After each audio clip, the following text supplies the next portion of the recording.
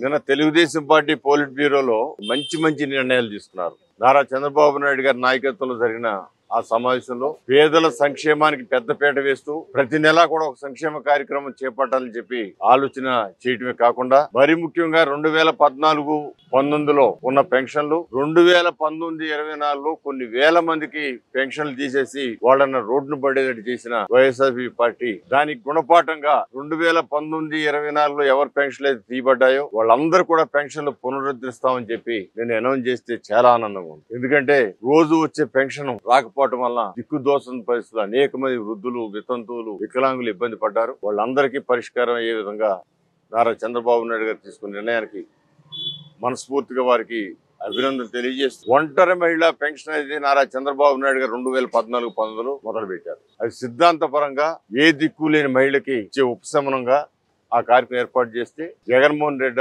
రాగానే ఒంటరి మహిళ అనే పెన్షన్ తీస్తారు. ఈ రోజున సుమారు 1,00,000 మంది ఒంటరి మహిళలకు పెన్షన్ ఇవ్వాలని చెప్పి మరలా నిర్ణయం తీసుకోవడం అది కూడా మంచి పరిణామం. సో ఆ విధంగా అనేకమైన ప్రతి నెల కూడా ఒక సంక్షేమ కార్యక్రమం అంటే 12 నెలలు 12 సంక్షేమ కార్యక్రమాలు చేయడానికి నిర్ణయించుకుని దాని ప్రకారం ఒక ప్రణాళికాబద్ధంగా ముందుకు ఈ కూటమి ప్రభుత్వం నారా చంద్రబాబు నాయుడు గారు, పవన్ కళ్యాణ్ గారు, అదేవిధంగా మోడీ గారి నాయకత్వంలో ఈ కూటమి ప్రభుత్వం ముందుకు వెళ్ళటం జరుగుతూ ఉంది. అంతేకాదు అనేక విషయాలు చర్చించి ఎవరెవరికి ఇవ్వాలో అభివృద్ధి సంక్షేమం కూడా సమాన స్థాయిలో చూసుకుని వెళ్లే విధంగా సంపద సృష్టించి పేదవాడికి సంక్షేమానికి ఇవ్వాలని చెప్పి ఆలోచన చేస్తూ ముందుకు వెళ్తున్న ముఖ్యమంత్రి గారికి మనందరం కూడా అండగా ఉండాలా. అనేకమైన అవాస్తవాలు ఆ సాక్షి మీడియా ద్వారానో లేకపోతే పత్రిక ద్వారానో అవాస్తవాలు చెబుతూ ప్రజల్ని మభ్యపెట్టడానికి ప్రయత్నం చేయటమే కాకుండా మన రాష్ట్రాన్ని 5 సంవత్సరాల్లో వ్యవస్థలన్నీ కూడా సర్వనాశనం విధ్వంసం చేసిన జగన్మోహన్ రెడ్డి గారి యొక్క ఆలోచనలకి ఆయన చేసే పనులకి ప్రజలు కూడా అప్రమత్తంగా ఉండాలని తెలియజేస్తారు. చంద్రబాబు గారు ఏదైతే ఒక రాజధాని సృష్టించి ఆ రాజధాని